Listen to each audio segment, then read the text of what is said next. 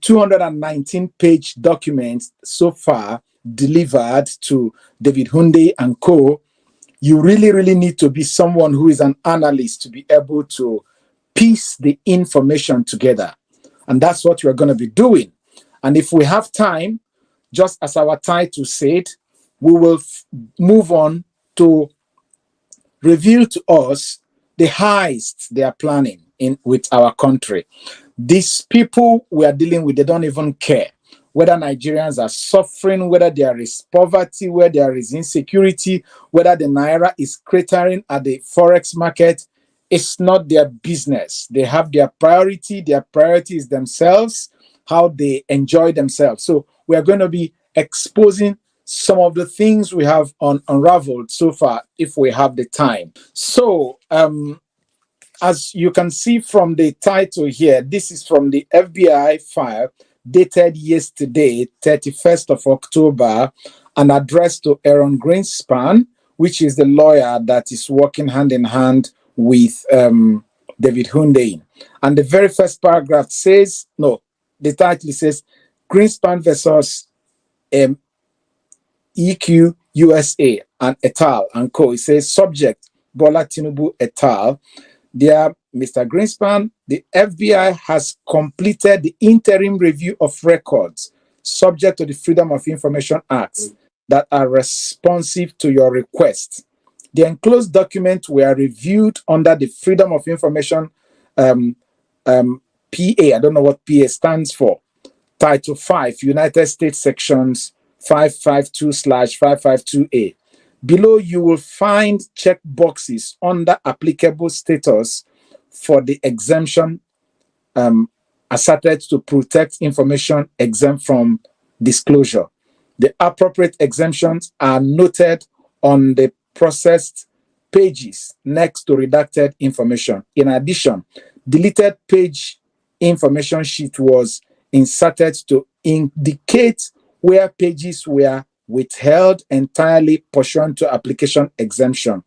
An explanation of exemption is enclosed to further explain justification for withheld information. Now, this is very simple. This is just a summary of a guide given to Aaron Greenspan. As we said, in the judgment, in the ruling of the court, there were a lot of redaction, meaning some places the names were blocked, some pages were completely, everything written in a whole page were completely deleted, but they still inserted the page for you to know that there are pages that were deleted and explanations were given, meaning that in as much as what we have here is still rich and deep, there are still many things that, because of the ruling, that we couldn't even see, that were deleted. And if you go through those 219 pages, there were plenty of them running in tens of pages that were deleted. Now, first and foremost, it casts a shadow of doubt on the people we are dealing with. If there is something of a content that pertains to them that had to be deleted. And people might say, why? Well, I have my own reason. America is just a country. They care about themselves and their own business and their own dreams. They are not going to be here fighting for us. We have we say that we are a country, a sovereign nation, isn't it? We should be able to solve our own problem. They may decide to redact certain information. They may decide to withhold certain information that will help them as a leverage going forward. Remember, they have a lot of interest in Nigeria. ExxonMobil is still an American company, and there are many oil exploration companies. There are a whole lot they are doing in Nigeria. And need I tell us something? A country cannot just wake up and, because of private citizen like David Hundeyin, decided to risk their interest, being that the issue that could endanger the person that is occupying the highest office is what a private citizen is asking. They need to weigh all the options. What is it in it for us? If Nigerians can sit down and use their own system to endorse what should not be endorsed, should we be killing ourselves? I mean, Atiku Abubakar went to the US and gathered all the information he gathered. What did our Supreme Court justices do with it? They trashed it inside the dustbin. So I just, by the side, I just decided to say that. But be that as it may, we need to go back to this whole document. Now, as you read and sift through the document, you notice that what this first batch of the document files contain is the process when they identified what was happening and how they started building their case and their argument up till the point where that affidavit that that David Hundeyin them released before the election came out, that particular affidavit that resulted in the forfeiture of $460,000. So what it means is that that particular affidavit sworn by Agent Moss and Co. is actually a summary of these 219 pages.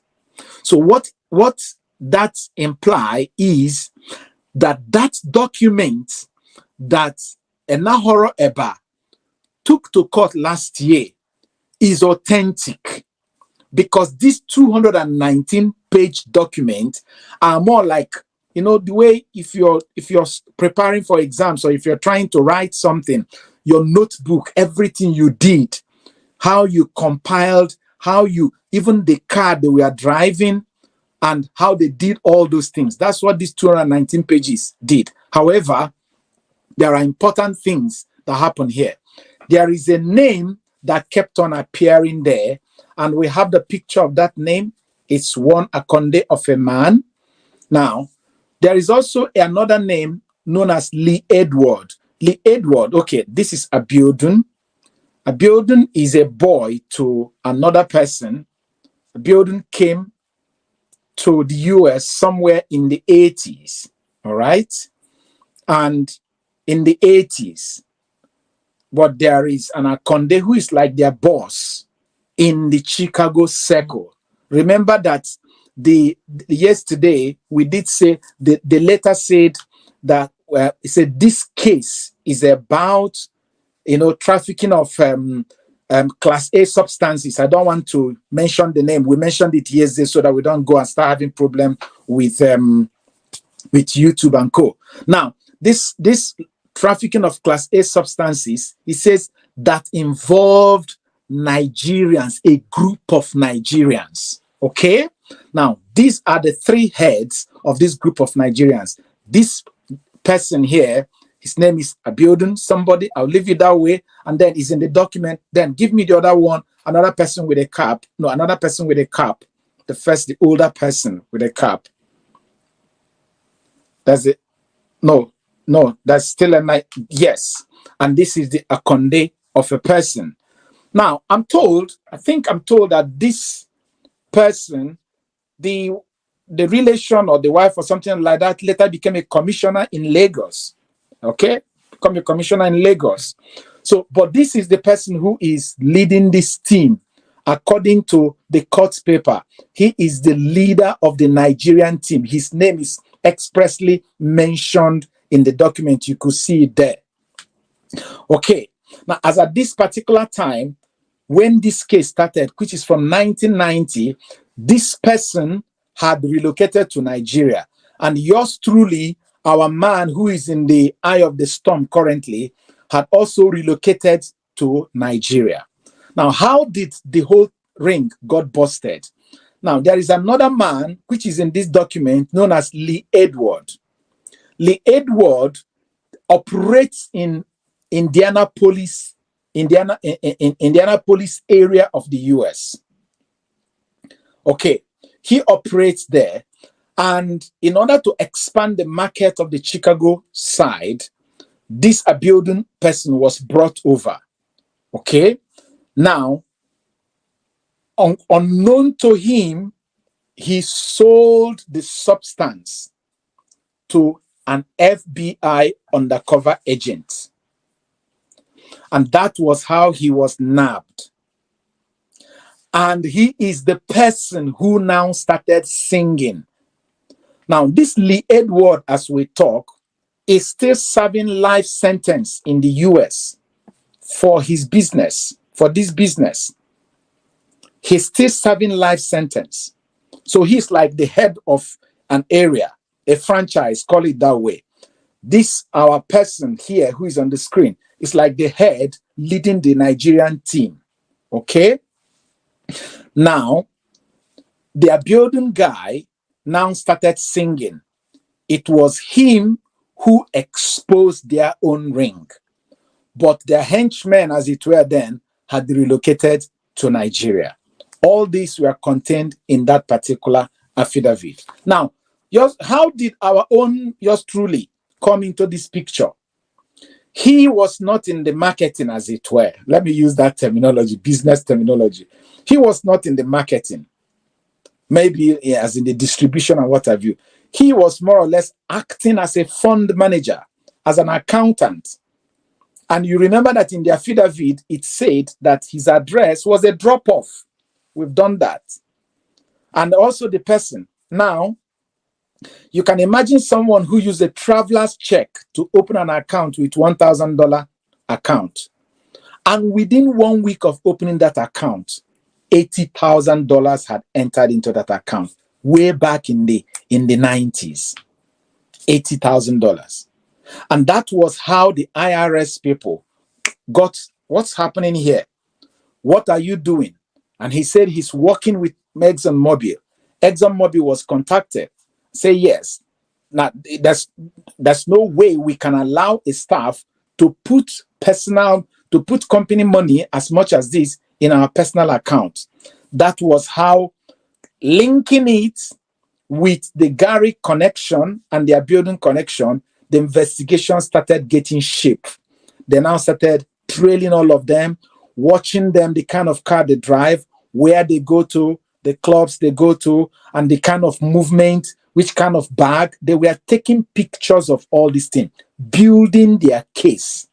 Now, something interesting happened, because at this same time when this case was happening in America, that was also when in somewhere in Colombia, a young man who was in his early 40s was giving the whole world trouble. Can I see that guy? His name is a popular name, Pablo Emilio Escobar Gaviria.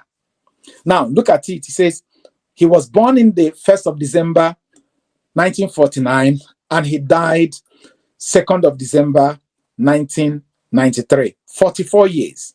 He was a Colombian lord and a politician. This is important. He's a politician because this guy even went to become a member of the parliament. He was so powerful. I mean, if you've watched the documentaries on Netflix about Pablo Escobar, your body will shake. The guy took off an airplane that is in the air, just exploded. The guy used armored tankers to run through the government buildings.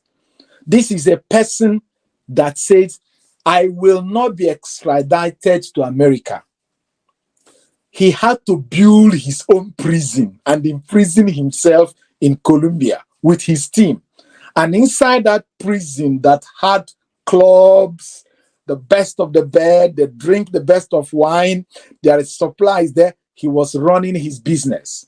I am not going to take much time to talk about this person here, but this is his mugshot as far back as 1976, which means by 1976, he has already gotten into the eye of the law. And he continued very active, let's just say from 1976 to 1993 when he died. Almost 17 years very active.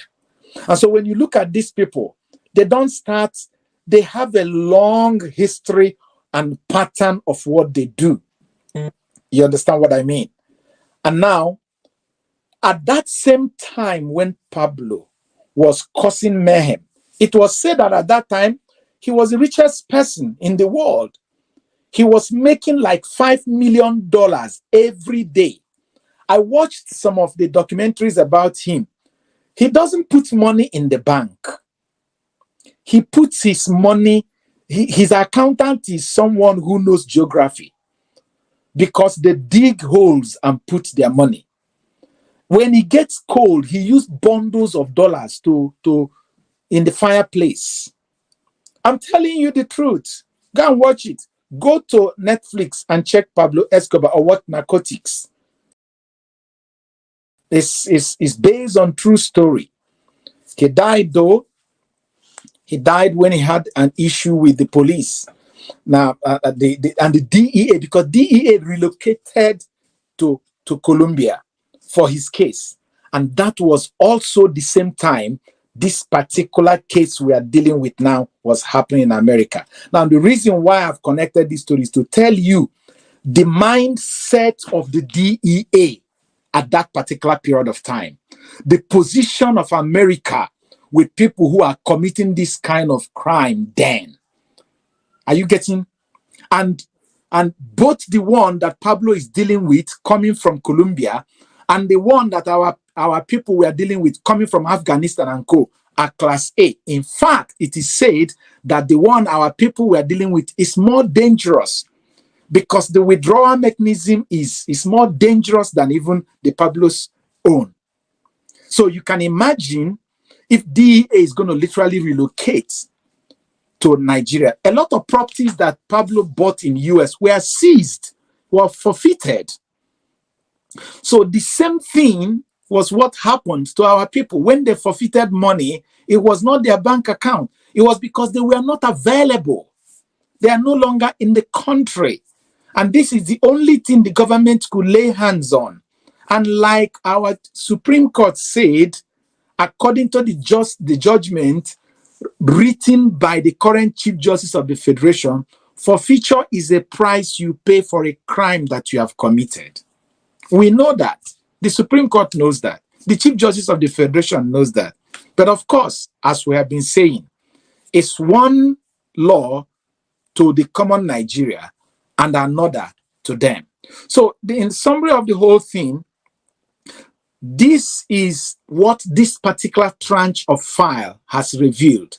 The build-up of what resulted in the affidavit that was sworn and presented in the court, which led the court to find these people guilty in absentia and then pounced on their bank account.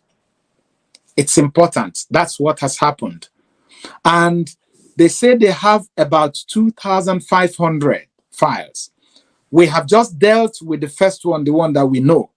We will continue seeing much.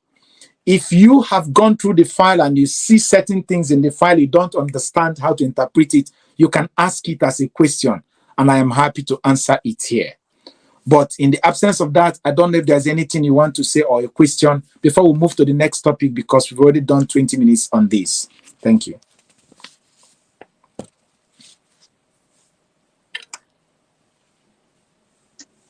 Yeah, Doc, I don't really have much. I just want to say that it's good that this information is being, unveiled for people to get to know what is in the FBI file. Because I watched one man on one of the channels saying that people are saying FBI file, FBI file. Let them release it, that it has got nothing to do with them. But I think this kind of information on a sitting president is not really good. And for somebody to like have this bad past and you want to serve the public, I think this should be a lesson to our politicians, that each time they sit down to think of coming out to run for a public office, they should like try to reflect on their past and know if there is anything that will, indict them or even dent them further. Because it's also a lesson to we Nigerians, the ordinary citizens. Let's try to our best, the much we can.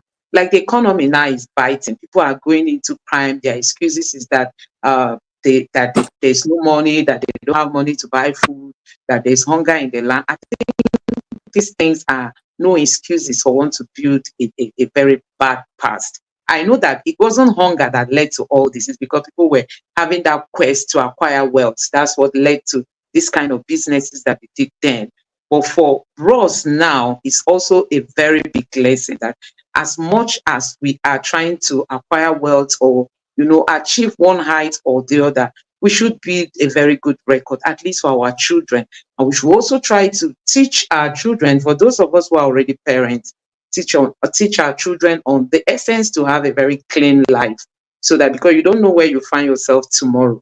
I know that the current government, they are not bothered, they are not worried about these things, but you can imagine how the other world leaders are looking at Nigeria with this kind of information. We are living living in an internet age where anything that comes out circulates everywhere, as in everybody gets to see it. So you can imagine what is going on in the minds of other world leaders when they see that this is where Nigeria is today. So, Doc, that's just my own take. Okay, before you step out, this thing you said, how other world leaders look at us. Something happened in 2015. I'm sure you must remember. I don't know if it was Commonwealth of Nations. I can't remember what happened, but it was at the Buckingham Palace. And the Bishop of the Canterbury was there. David Cameron then was the Prime Minister of Britain. And they were talking over a cup of tea or over a glass of, they were drinking, during more like a break time, talking and laughing. And the Prime Minister used his mouth to say that, talked about corruption. And the adjective he used to describe Nigerian kind of corruption, said that our nation and our leaders are that we are a fantastically corrupt nation.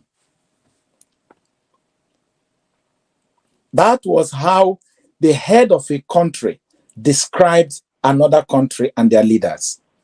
When they don't even have something they can hold on like what we have now.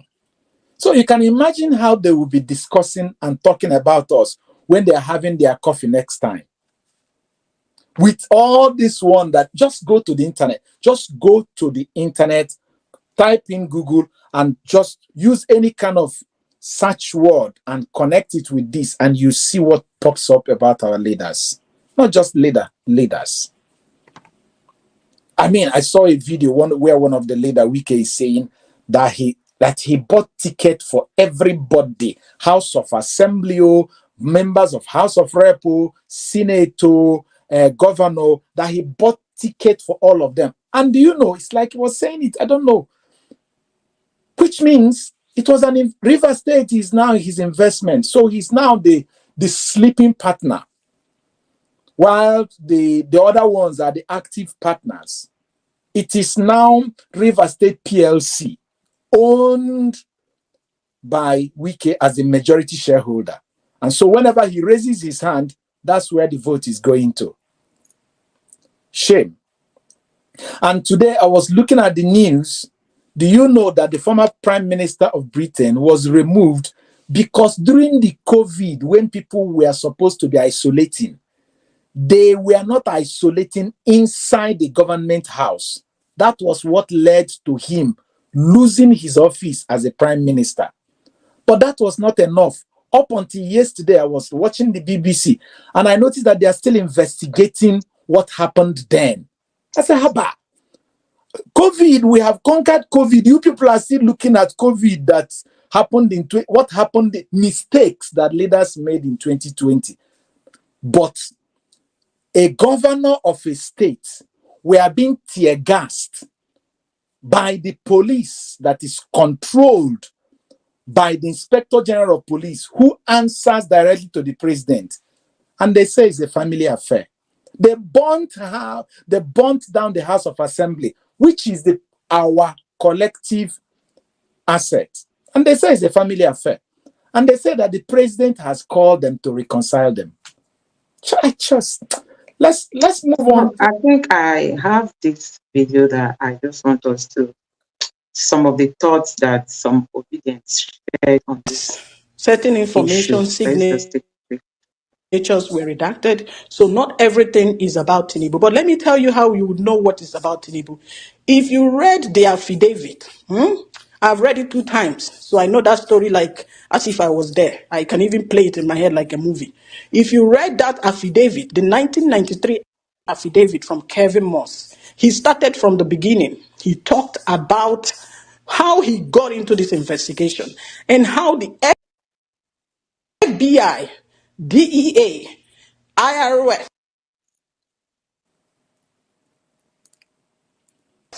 U.S. Customs and Border Protection were on this, on Tinubu and his gang. Okay? So what that means is he was an IRS guy coming in to investigate money laundering. And let me just take you guys back a bit. If you live in the US, you're probably aware that once you start getting some amount of money, that's why drug dealers don't go to bank. Once they start getting this lump sum of money, the bank is going to report. They have a duty to report to the IRS or to the government, because especially if your income does not match what you're receiving, that's really how they checkmate people. So when also you're getting this suspicious amount of money and it goes to the IRS, there's a department in the IRS that investigates fraud, money laundering, stuff like that. It's not even the police. So that's pretty much what happened to Tinubu. If you remember, if you watch the video I pinned on my page, remember that I pointed out few things that might appear in this file, in these files, and that is the fact that when Tinubu opened his account, the first bank account in Chicago, $1,000 was the opening amount, right? And then in 5 days, $80,000 jumped inside it. You see that? There's no place in the world where that would happen unless you won a lottery. I mean, every decent person, you don't just, why didn't you even open the account with the $80,000, right? But so apart from that deposit, that money was moving in a strange manner, right? So also in this file, you're going to see that the white man, Lee Andrew Edwards, who's a distro in Indiana. If you've seen Power, Ghost House Power, that series, you will understand this distro thing. They all have their own areas that they cover, right?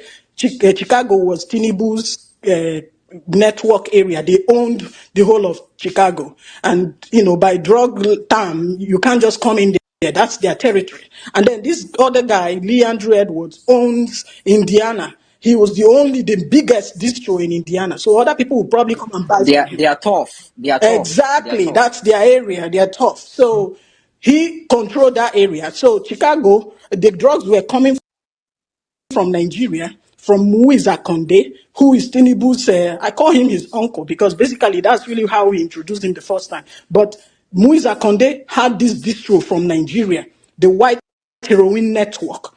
They bring it to Chicago by post, because when they bring it by post, they use that Globe Link address in Chicago to cut it, distribute it to people like Gary in Indiana.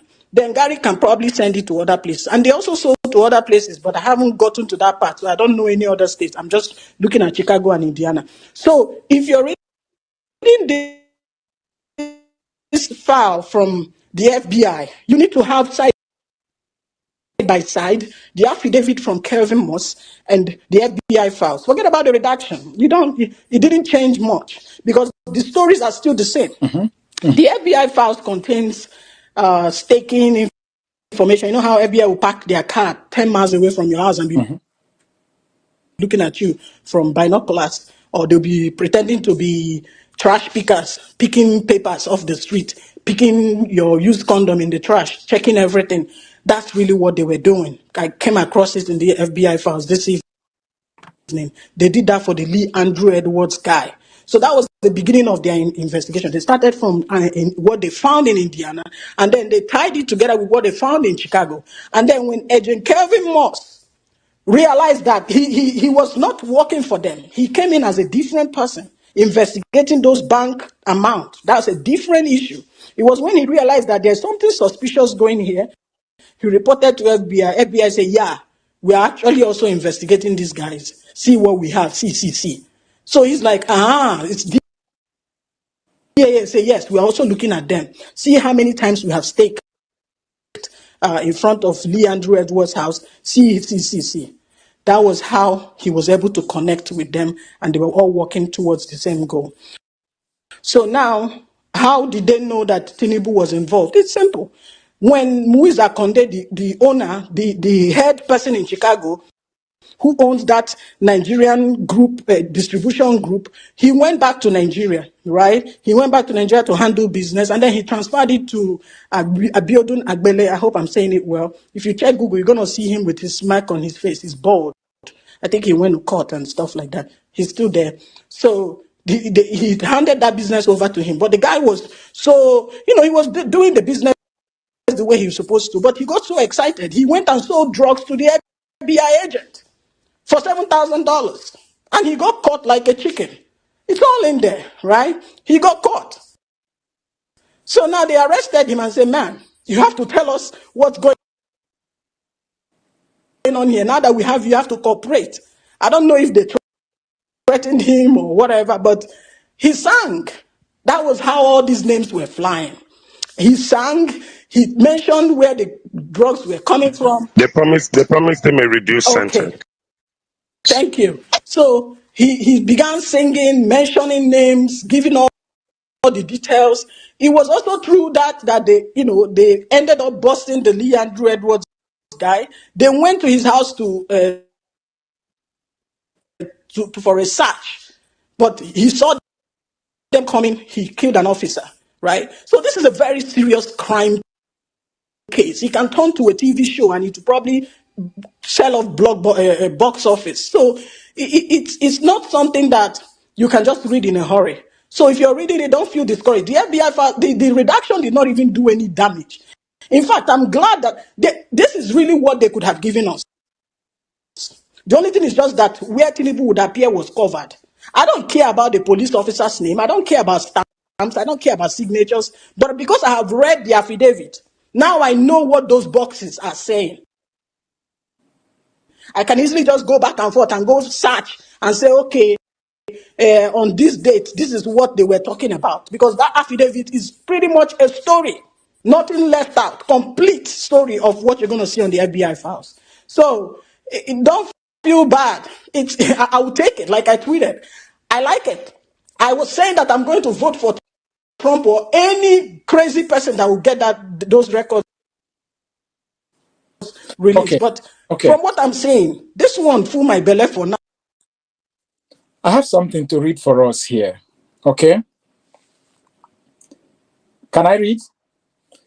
Yes. And this was published in 2016. The Economic by the Premium Times. The Economic and Financial Crime Commission on Wednesday arraigned an associate of Governor Ayodele Fayose of Ekiti State, Abiodun Agbele, before Justice Nnamdi Dimba of the Federal High Court sitting in Maitama, Abuja. He was arraigned on 11-count charge of money laundering to the tune of 1.2 billion naira. The money was part of 4.6 billion naira allegedly transferred from an account belonging to the Office of the National Security Advisor with the Central Bank of Nigeria. Mr. Agbele was arraigned alongside former Minister of Defense for State, Musiliu Obanikoro. Now, you see, these names are not just when they finished in the US, they continue. They are in every fabrics of our government. Do you understand what I mean? They are still moving things for our government. If you go as far back as 2021, he's still all over the news. He's still all over the news that he bought a house of 1.3 billion naira in 4 months. As far back as 2021, carried by Vanguard News. These people are running things.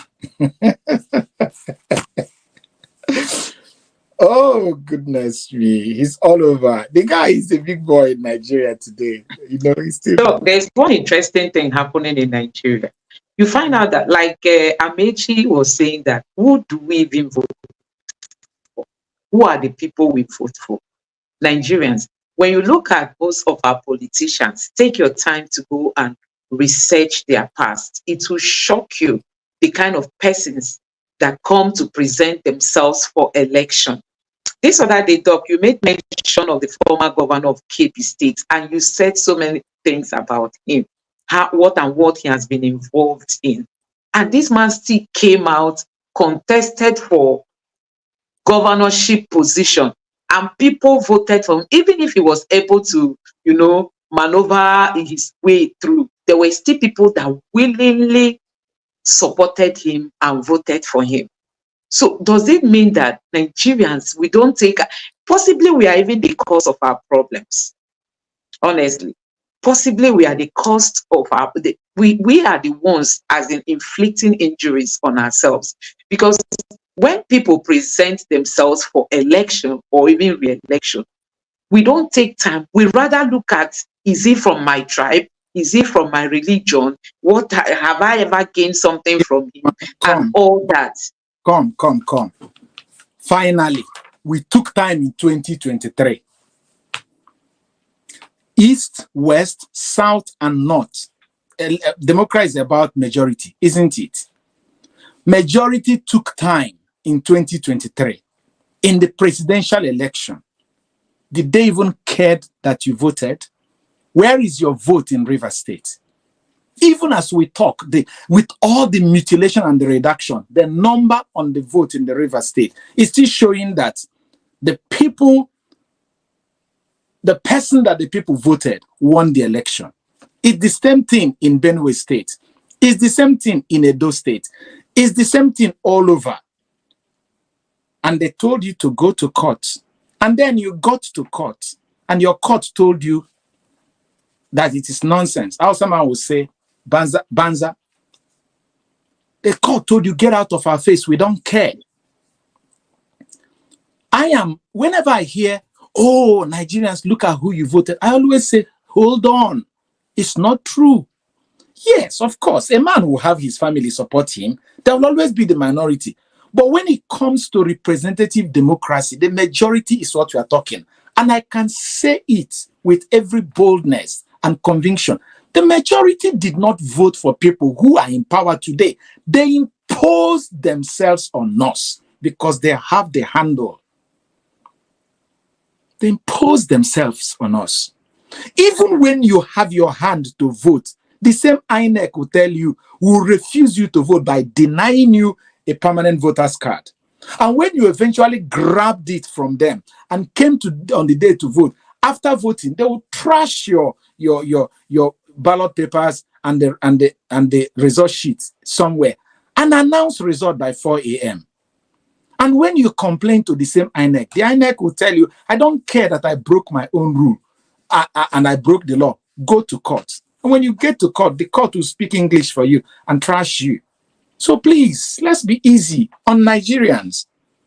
Let's be easy with them. These people don't care. I told you when I finished my youth service, I ran into someone who was a local government chairman, and he was my boss then, where I was working as a service engineer in a telecom company. He asked me that there's something we'll do. Took me to one house in the GRA. Do you know what they're doing in that house? Cartons and cartons and cartons of electoral material, voters card. Then it wasn't PVC. They were just manufacturing names, and after manufacturing, they put it in the bag and go and keep. On the day of election, they give you, you go. At the end, they will write results. They will write results, and INEC will say, yes, that is our result. And the court will validate the results. That is it. Yes, Doc, my thought is, you can imagine if Nigerians have started doing what they are doing today years back. That's just what I'm trying to say. Of course. Because I know that if we had started earlier, honestly, we wouldn't have been where we are today. Even Buhari, both his first and his second tenure, nobody's sure that he won those two different elections. But he was given that position because anybody INEC announces, the person takes over. And even if you go to court, you end up just wasting your resources. So that's just what I'm saying, that it's good that Nigerians are waking up, because these people, whether you like it or not, they still have, even the current president came out to say that, I know most of you didn't vote for me. Many people didn't vote for him, and he's aware. But there were still people, even till now that the economy is biting, you still see people coming on Twitter to say 4+4, that turn by turn and all that, on your mandate we will stand. yeah, you will still see people who will support whosoever that comes out. But you talked about this Escobar. He still got into politics despite the dirtiness of his hands.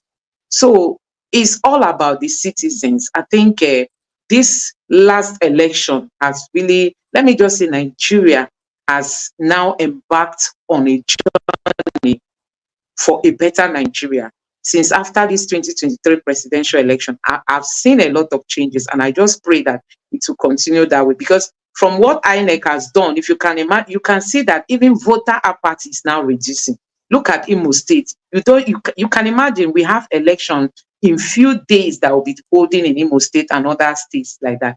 But people don't care. You don't see that consciousness again because of what happened during the presidential election. Mm-hmm. People are afraid for their lives and all that. And even if people die, who cares? Nobody cares. So that desire to come out for a change is no longer there, because even if you come out, INEC decides. Pata, you go to court and the court gives its own verdict, whether it favors you or not. But I just want to also encourage Nigerians that we've begun a good work. Let's just continue for a better Nigeria. No doubt this election has giving them tough time, and I believe that they are yet to recover from it. So, Doc, back to you so that we go to the other topics that we have. See what is happening in let's move on from this. I mean, the X space summarize everything I've said here, almost all the names I mentioned and summarize. Everybody can go and read and ask further questions as we go. Let's see what is happening, how they are selling our country for themselves, sharing and dividing. Let's listen to that other part of the news. We don't even have much time, but let's just see how it goes. I think we'll start with this. That you just said, how bad do you think, was he able to speak? It's not this. To the extent of the kind of corruption you think exists in the judiciary. I mean, if there is corruption in the judiciary. Sports utility vehicles for lawmakers. President Bola Ahmed Tinubu is said to have submitted a supplementary budget to the National Assembly requesting the allocation of over 7.3 billion naira for the procurement of vehicles for the State House.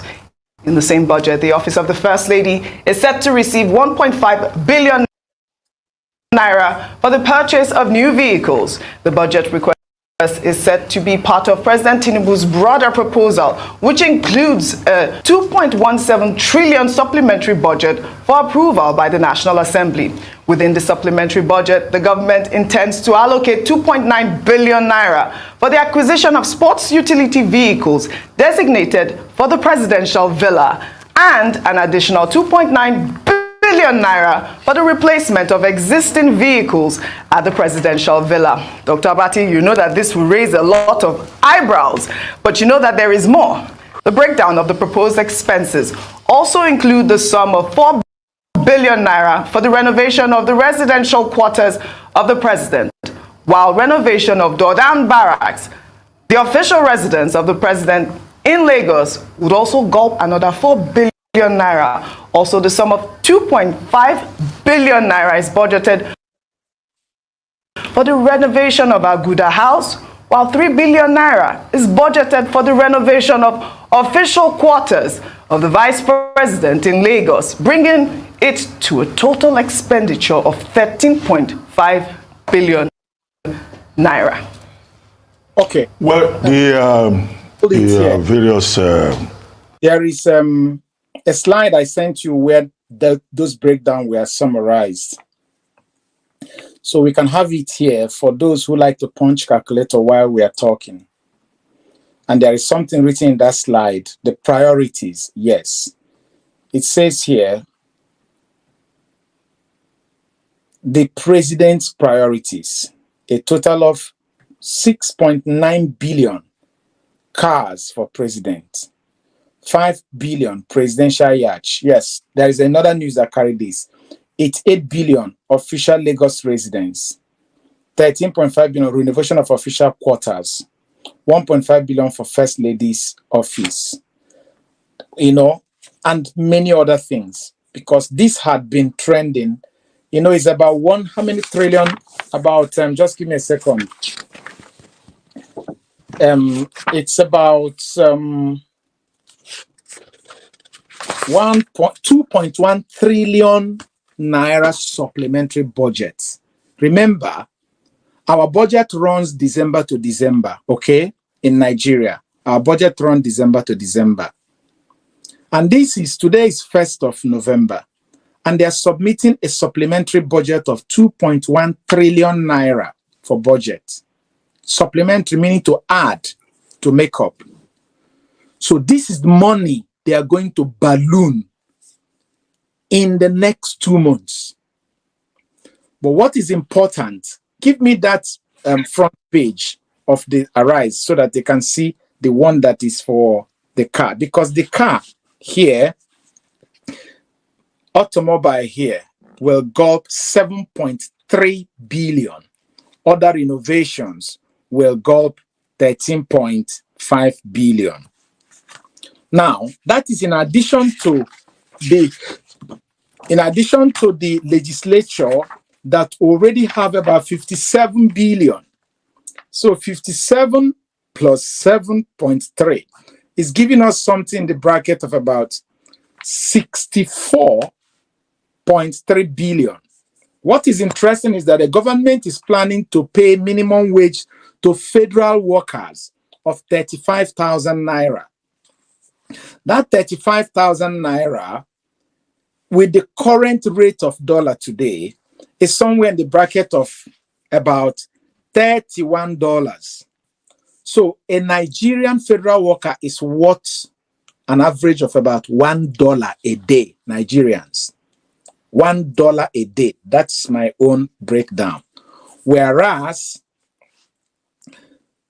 those in power that is paying others $1 a day, how much are they driving in car? Forget about innovation and co. Let's just talk about the driving. I'm trying to do it as 64 billion divided by,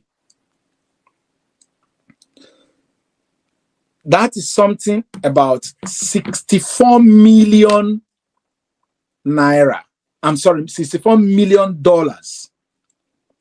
They will be cruising on $64 million and paying Nigerians $1 a day.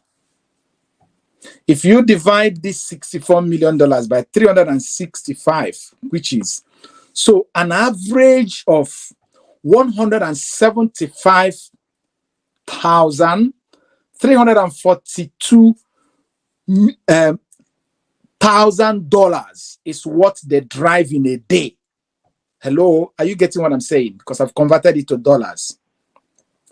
If you break that car value into daily for 365 days of a year, it means that for a day, the value of what they are driving a day is $175,342 a day. That's what our leaders put on the road. Whenever they pass you in Maitama, that day they passed you, they have just consumed $175,000 and paid Nigeria $1 a day.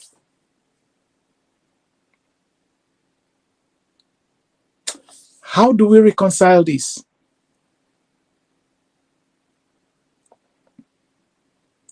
And where do we go from here?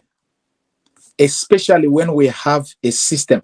That's why those, you remember that man that is in charge of services at the Senate, when they asked him, he said, the executive are driving these big cars, why shouldn't we drive? And then the judiciary will say, oh, we are starved of funds, but now we know that they have access to 165 billion naira every year. That is what these guys, the NJC guys, are blowing. And it is also said that some judicial workers are not well remunerated. Some lower level judges are using their phone to write judgment. And according to Lisa Bakoba, if you go to NJC, it's like you live in a 5-star hotel. But when you come to courts where judgments are delivered, you'll be wondering there is no relationship. And that's why I still think it would be nice for us to end. I know we are doing it sharp. That Chidi Odinkalu's video that you brought up now, let's just allow Nigerians to listen to that first 2 minutes. That's more than enough. The first 2 minutes. Doc, please, I want to ask you for permission because we just spoke about the economy. There's this video. We know that in Anambra State, the government there is marking its 2 years in office, and people have been lamenting. I have a lot of videos here I would have loved us to look at, but we don't really have time. Possibly I will just share 2 of them. So let's just take a look at the roads in the Ogunwasike Road in Ogidi and Obunike. The road leads from Ogidi to Obunike to the popular building materials market that is situated at the main road of Onitsha Enugu Express Road. If you're familiar with this road, you will know where this is. This is the current state of the road. A few months ago, the Commissioner of Information Anambra State announced that the Anambra State Executive have awarded this road and mobilized the contractors to go on site. This road was better before the contract was awarded, but you can all see the current state of the road, motorists, how they struggle, businesses and everything that is around there, how they are struggling. It's unfortunate that our professor of a governor, who the people now call Ojiono, is known for someone who makes bogus premises without fulfilling any. This road is very strategic. It connects Ogidi, that is a very popular town in the Idemili North, connects Obunike and various other places around these 2 local governments, Oyi and Idemili North. This road leads you to Onitsha, Asaba. It leads you to building material, cosmetic material, toll gate, Obunike, and a whole lot of places that are strategic to this state. Yet, this is the current state of the road. Few weeks to Christmas, nothing has been done. You can see it for yourself. Thank you. Thank you. So, Doc, I also have another video. I have several of them, but I just pick us 2.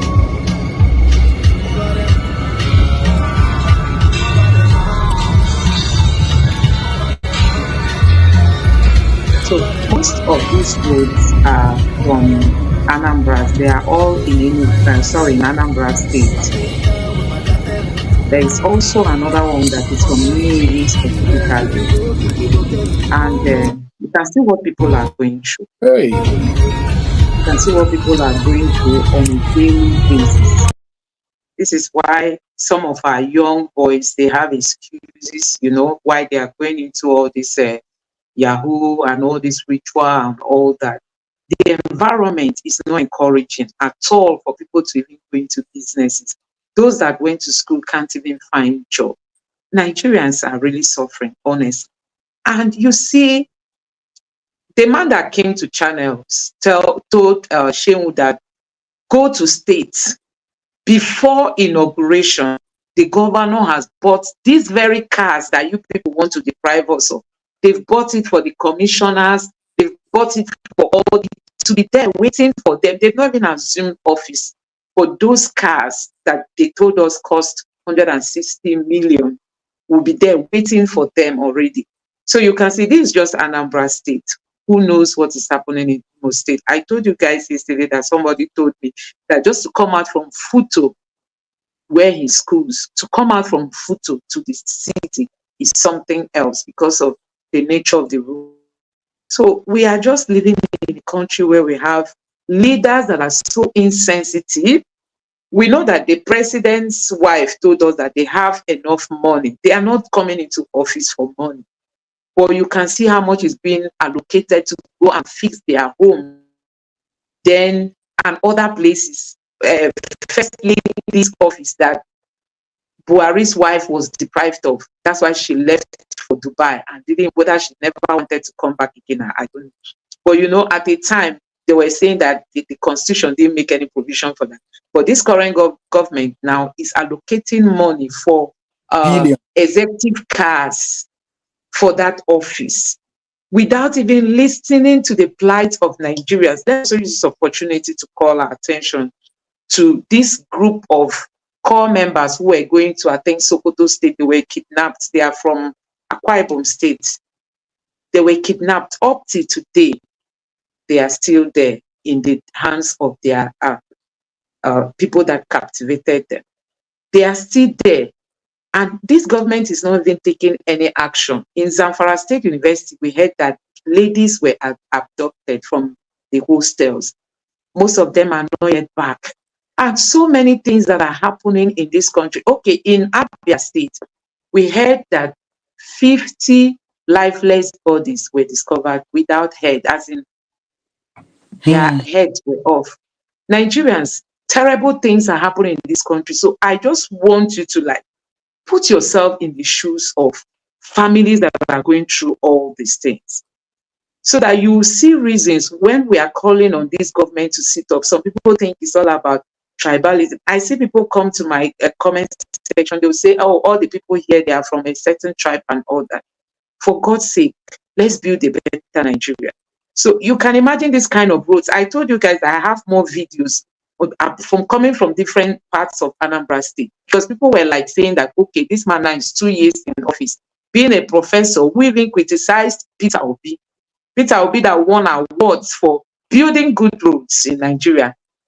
You know, he won that award. Even we've all seen Peter Obi's record, but he tried to challenge Peter Obi that Peter Obi wasn't a good match to become president of Nigeria. But you can see he has been there now for 2 years. You can see that leadership is not even by being a professor, because Peter Obi said anyway, he did his own as a trader. He that has the title of a professor can even do it better. So we are just hoping that with these videos that are circulating and trending on the social media, in marking his 2 years, his second year in office, he will get to see this video, because people have been tagging him, calling him out. I mean, the governor of Anambra State. These things are equally seen in other states of the federation, and our federal government is busy sharing money, to get cars and fix their homes and their apartments and all that. Don't forget that we are going to be the ones to pay for this. Taxpayers' money and the loans they are going to borrow. These are all where they will be getting all this money from. So, Doc, I don't know what your closing thought is, or we should still go to that video. I felt it would be nice to share these clips. No, we don't have time to continue. We'll continue tomorrow. We have a whole lot for tomorrow, but it's really, really unfortunate. It's unfortunate the kind of heartless people we found as our leaders.